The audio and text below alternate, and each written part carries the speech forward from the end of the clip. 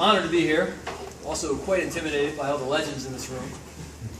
A little nervous. My son, my 9-year-old son this morning told me to give you the high, hard heat. So that's what I'm going to do right now. I've been asked to represent many of you, the St. Joe wrestling community, and talk about my experiences and memories.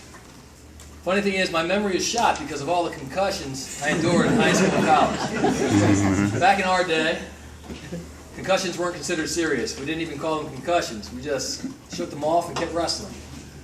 So if you're like me and can't remember most of your childhood, don't distress. You're not alone. I wanted to start off by mentioning a few noteworthy alumni of the St. Joe wrestling family. The program started in 1945, and we actually have a member of the team with us today, Mr. Jack Ward. I think he's been honored before. Thanks, Jack, for coming. Jack's team was coached by Ray Kozlowski. Following Coach Kozlowski were coaches John Jeppe and then Ben Petrelli. One of the most prominent members of those early teams was Ed Kelly, class of 1952. Ed is here with us today. And if you could stand up, I'm just going to talk about you for 1 second, Ed, I think you can. Ed eventually became an ambassador for the sport of wrestling in Maryland and across the country. He was arguably the top wrestling referee in the country for about a decade in the 1980s. He officiated the NCAA finals many times. Thanks, Ed.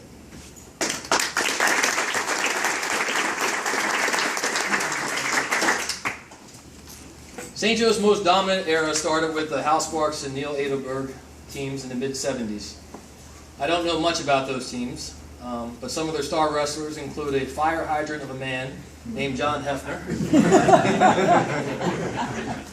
Greg Perry, he's a 4-time MSA champ. He was also the son of the Naval Academy coach at the time, Ed Perry, and future NCAA champ Rico Ciparelli. My junior league coach, who's here today, to my surprise, and I'm so excited about it, Tim Haney. He wrestled for St. Joe during those early years of domination. I remember Tim telling me stories about his days at St. Joe and how much he loved the school, even if the school didn't always love him. Tim hit a fireman's carry on a kid. This is a story he told me when I was in junior league about St. Joe. He hit a fireman's carry on a kid. He was fighting and threw the kid down on a concrete curb. Tim goes to show you don't mess with the wrestler. Tim was the reason I knew about St. Joe and the reason I looked into wrestling here.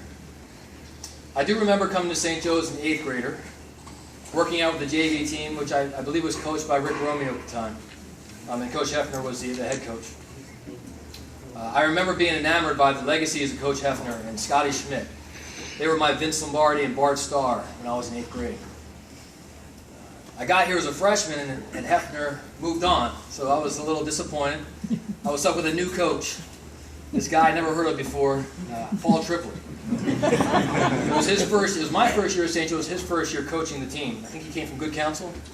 Bishop Ireland. Bishop Ireland, okay. He took over the team with an essentially unblemished record since 1975. This was 1987, so it was 12 years of dominance. A lot of pressure on this coach. I had no idea about it. I was just a lowly freshman. Alan Smith, John Hefner had kept that streak alive for 12 years after Adelberg and Sparks had started it. I didn't realize it at the time, again, but I'm coaching now, junior league, and I realized how much pressure must have been on the trip in that first year especially, but for his whole tenure here. But he delivered. He had a decade more of continued championships. I was a cocky freshman going into my first year, more concerned with my own success than the team's success. But I was willing to work hard. You had to work hard if you were part of a St. Joe wrestling team.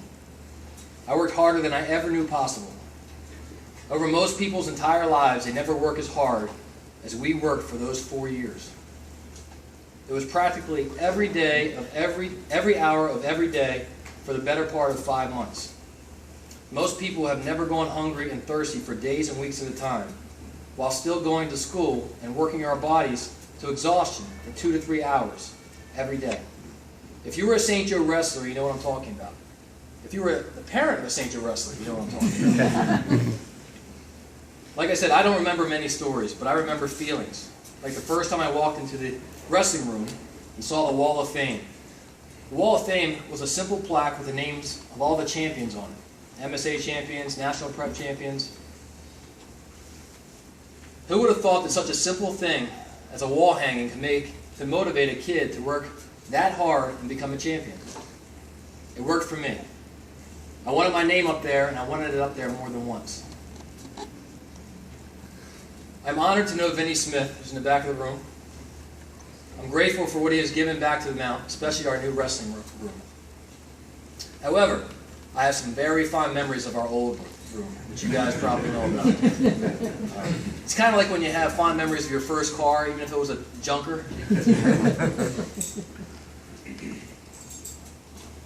I remember being in the room and marveling at an intense practice where it was hot and everyone was sweating. You had your plastics on or your sweats on, and it was real humid, and it was mostly sweat floating in the air.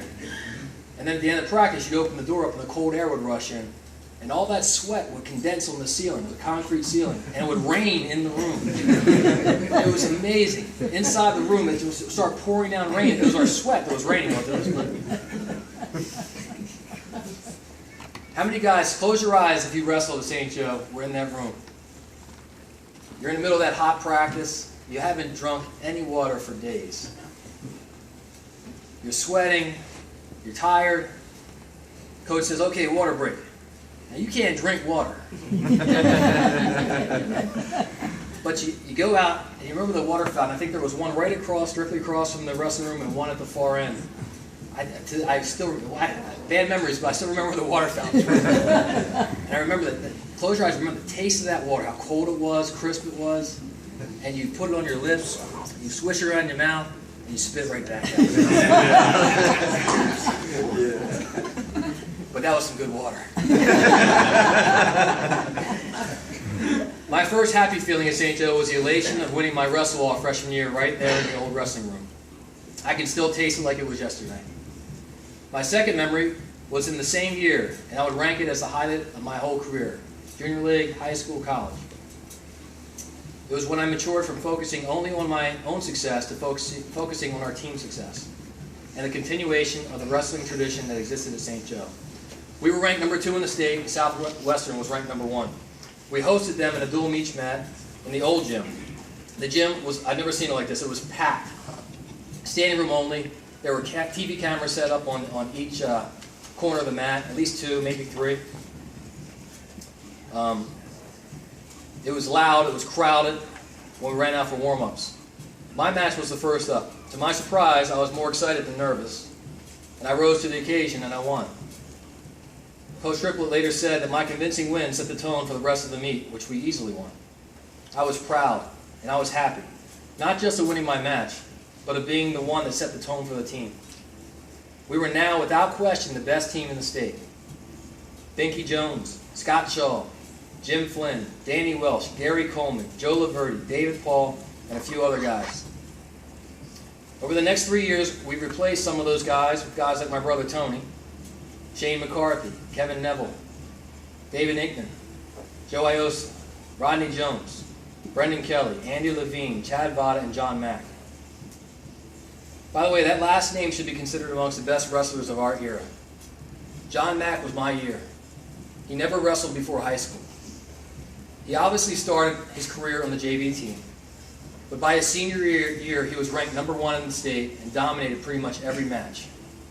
John Mack is a testament to the MSJ program and Coach Triplett, not to mention John's hard work, natural talent, nimble hips and knees. That's the beauty of the wrestling program here. It isn't built on recruiting the best from the junior leagues, although that's a part of any good program.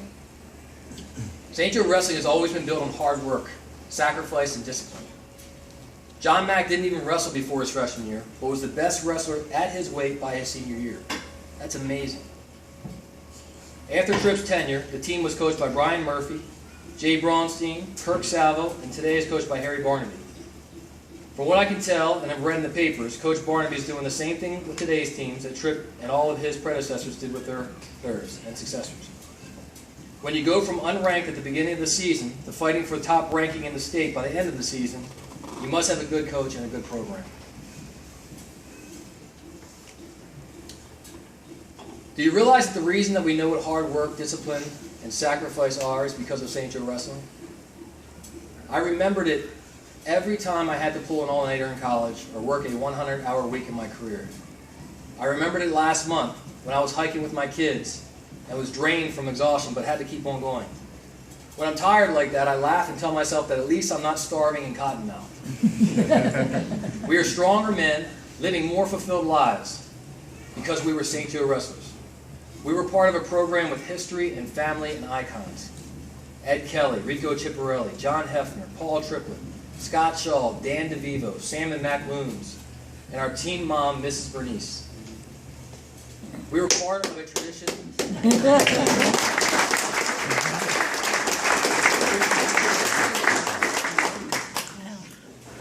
We were part of a tradition of work and winning. That tradition, the brotherhood, that desire to be the best, still drives me to be great. We weren't the best team by wrestling the worst guys either. Tripp was always looking for the best competition. For example, he found us the toughest tournament in the region over the Christmas break. He found it in a little rinky-dink college town called California, Pennsylvania.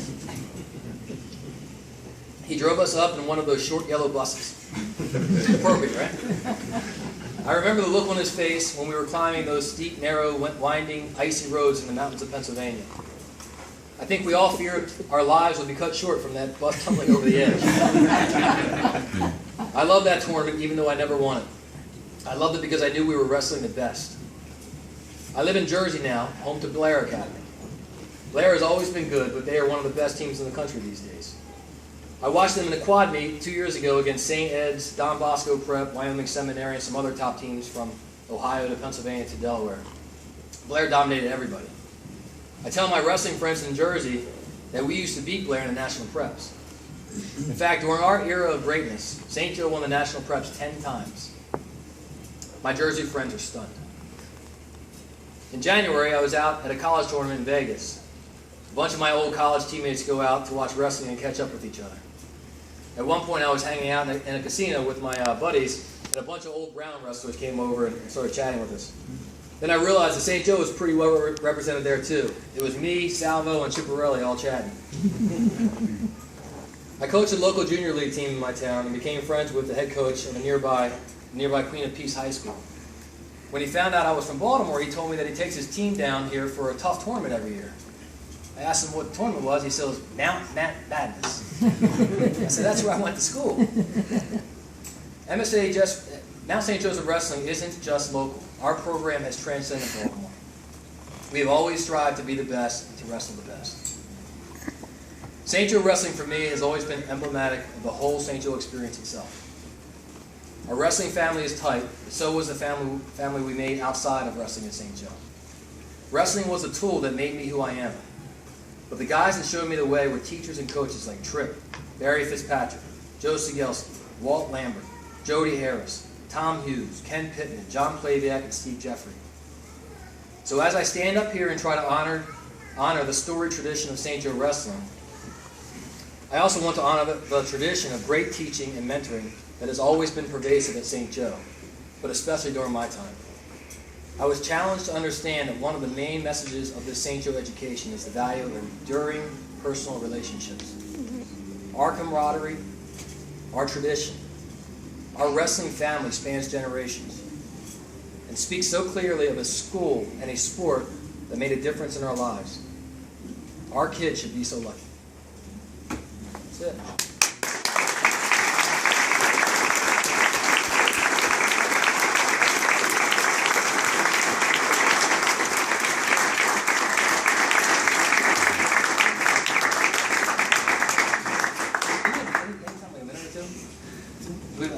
Sure. You know, I know my era, but I see faces from the 70s and 80s. I mean, let's open it up for like some of the older guys that can speak about.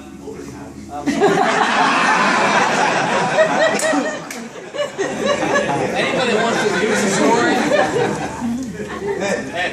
Yeah, I'm sitting next to a young guy here, Tom Khris, and getting a little emotional.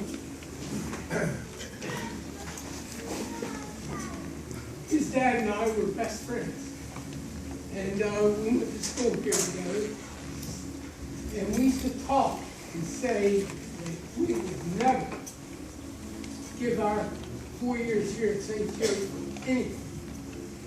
And I still have dinner every Wednesday night with a group of guys, John Kirby, Frank Kirby, Danny Allgaier, and they all went to school here. And we all say, what a great 4 years.